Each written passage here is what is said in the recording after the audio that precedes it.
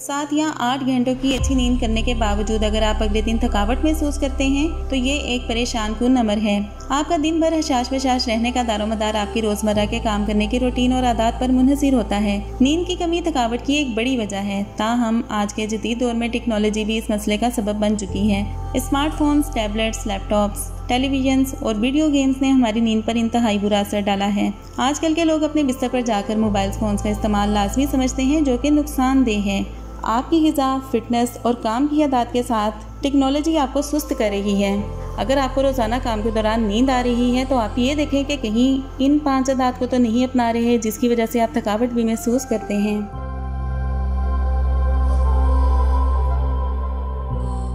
सारा दिन दफ्तर में बगैर वक्फे के कंप्यूटर के आगे बैठे रहना थकावट का सबब बन सकता है। माहिरीन के मुताबिक ज़्यादातर लोग 90 मिनट तक अपनी तवज्जो काम पर मरकूज रख सकते हैं, जिसके बाद इन्हें वक्फे की ज़रूरत होती है। जिस्म में तवानाई की कमी को दूर करने के लिए दिन में कम से कम 20 मिनट तक ज़रूर चहलकदमी करें।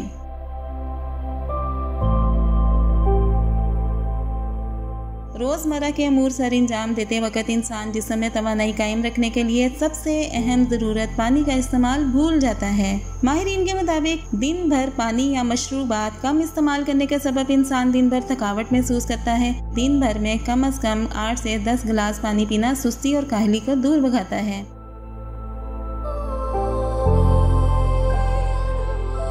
जल्द काम पर पहुंचने की गर्ज से लोग नाश्ता करना छोड़ देते हैं, जो कि एक नुकसानदेह अमर है। माहिरीन के मुताबिक रात की नींद के दौरान सर्फ की गई तवानाई को बहाल करने के लिए प्रोटीन से भरपूर नाश्ते की इंतहाई ज़रूरत होती है।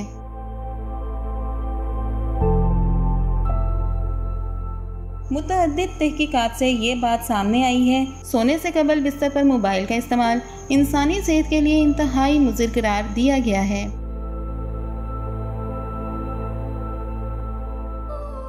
रोज़ाना वर्जिश करना इंसान को लंबी और पुरसुकून नींद हासिल करने में मदद देती है। ताहम वर्जिश को तर्क कर देना रोज़मर्रा के काम के दौरान थकावट महसूस करने का भी सबब बनती है।